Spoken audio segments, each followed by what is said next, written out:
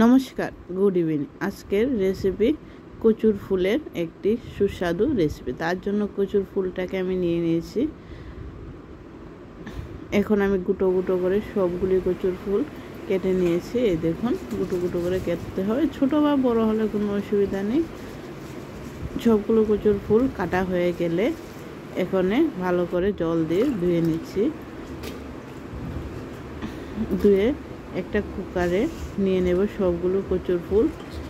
নিয়ে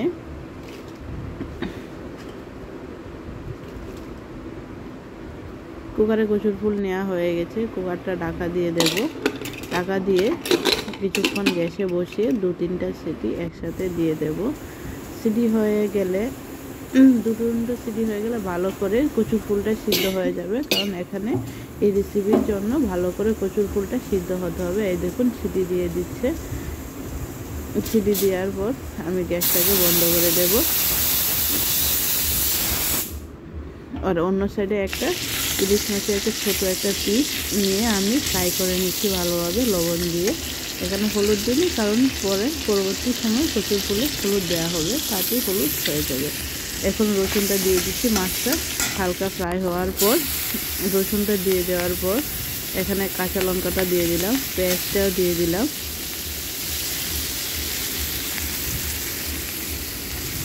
পেঁয়াজ আর কাঁচা লঙ্কাটা দিয়ে ভালোভাবে নেড়ে চেড়ে দিচ্ছি। নেড়ে চেড়ে ভালোভাবে ফ্রাই হতে হবে।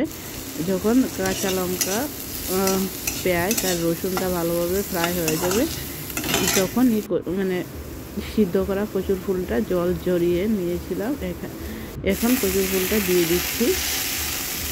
কচুর ফুলটা দিয়ে ভালোভাবে নেড়ে চেড়ে কিছুক্ষণ একদম অল্প আগে গ্যাসের ফ্লেমটা কমিয়ে রাখতে হবে। কমিয়ে ধীরে ধীরে ফ্রাই করতে হবে। লবণ দিয়ে দিয়েছি, হলুদ গুঁড়ো দিয়ে দিলাম। হলুদ গুঁড়ো লবণ দিয়ে একদম স্লো ফ্লেমে করে কচুর ফুলটাকে হালকা করে ফ্রাই করতে হবে, যতক্ষণ অবধি কচুর ফুলটা থেকে জলটা না শুকায় আর তেলটা না বেরোয়। এই দেখুন, জলটা শুকিয়ে গেছে, তেলটা হালকা বেরোনো স্টার্ট হয়ে গেছে। সেভাবে কিছুক্ষণ পর নেড়ে চেড়ে দিতে হবে, একদম স্লো ফ্লেমে করে। এই দেখুন, এখন আমি ধনেপাতা দিয়ে দিলাম। ধনেপাতা দিয়ে আবার কিছুক্ষণের জন্য নেড়ে চেড়ে দিচ্ছি।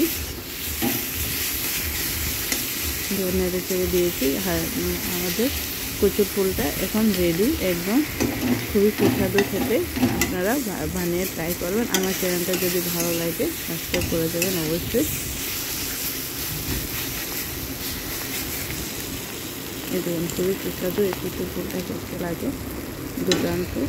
এই দেখুন, কচুর ফুলটা একদম রেডি। আর আমি এখানে গরম গরম ভাত নিয়ে নিয়েছি আর কচুর ফুলটা নিয়ে নিচ্ছিলাম।